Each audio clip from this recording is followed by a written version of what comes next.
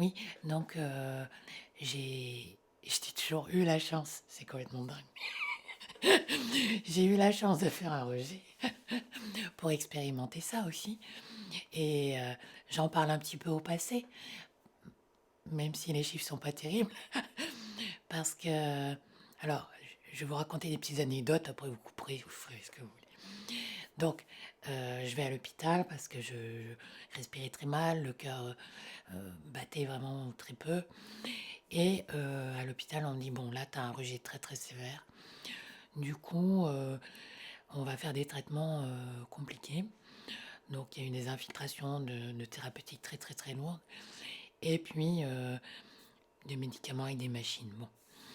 Et à un moment, pendant les confinements, il y a eu des pénuries de médicaments. Et du coup, ces pénuries, moi je dis à mes médecins, écoutez, moi je suis foutu, me donnez pas me donnez pas ces médicaments, gardez-les pour ceux qui ont vraiment des chances de s'en sortir. Les médecins ont eu un rapport christique. Ils ont dit, pas question, vous aurez tous la même chance. Donc ils nous ont tous minoré nos doses, de la même manière. Et là, j'ai vécu ce qu'on appelle la multiplication du remède. Parce que j'avais très peu et j'avais ce qu'il fallait. Alors ça, déjà, c'était un phénomène assez étrange que j'ai pu visualiser et vivre à l'hôpital.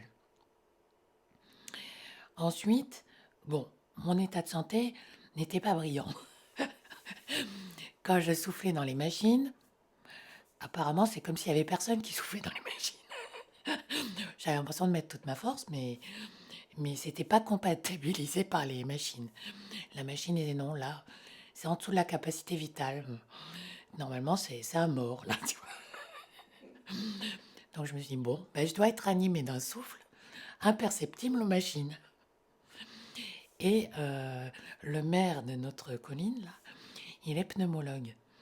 Et c'est quand même une colline, donc c'est souvent des côtes et tout ça.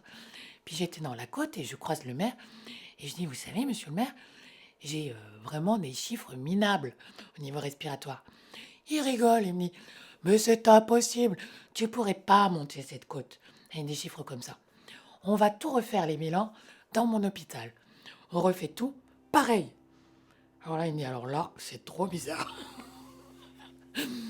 En fait, il n'y a plus un souffle suffisant au niveau matière, mais il y a quelque chose qui fait que je tiens encore. Bon. Donc j'avance pas à pas dans ce monde complètement nouveau où je sais qu'on ira tous. On sera tous conduits. Tôt ou tard, c'est peut-être dans un siècle, mais quand la pollution sera extrême, quand bon, on va passer par des moments difficiles au niveau terrestre pour vivre justement notre corps spirituel. On était là pour ça à la base. C'est juste qu'on a, par distraction, on a fait toute autre chose.